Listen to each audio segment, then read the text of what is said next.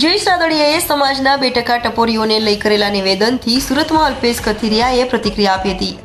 ભાજપના કદાવર નેતા જયેશ રાદડિયાએ નિવેદન કર્યું હતું કે સારા કામ થતા હોય ત્યાં સમાજના 2% ટપોરી હવનમાં હાડકાં નાખવાનું કામ કરે છે। જેથી જયેશ રાદડિયાના નિવેદનને લઈ અલ્પેશ કથિરિયાની પ્રતિક્રિયા આપી કહ્યું હતું કે જયેશ રાદડિયા સક્ષમ નેતા છે। તેમના પિતા વિઠ્ઠલ રાદડિયાએ સમાજને ઘણું બધું આપ્યું છે। જે ટપોરીઓને અસામાજિક તત્વો હતા તેમની શાન વિઠ્ઠલભાઈએ ઠેકાણે લાવી છે। બીજા કોઈની તાકાત નથી કે જયેશભાઈને હેરાન કરી શકે અને છતાં કંઈ પણ હશે તો અમે જયેશભાઈની સાથે છીએ।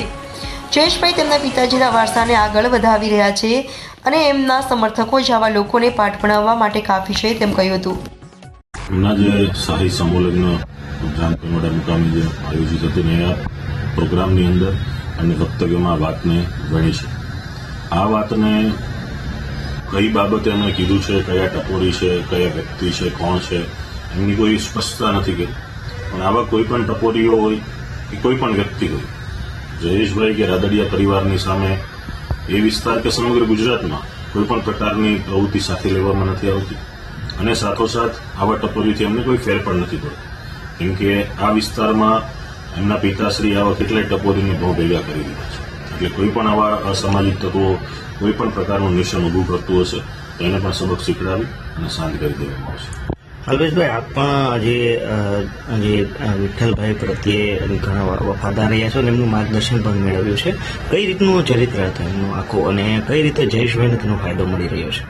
વિઠ્ઠલભાઈ છે ખૂબ સામાજિક રીતે અગ્રગણ્ય વ્યક્તિ છે।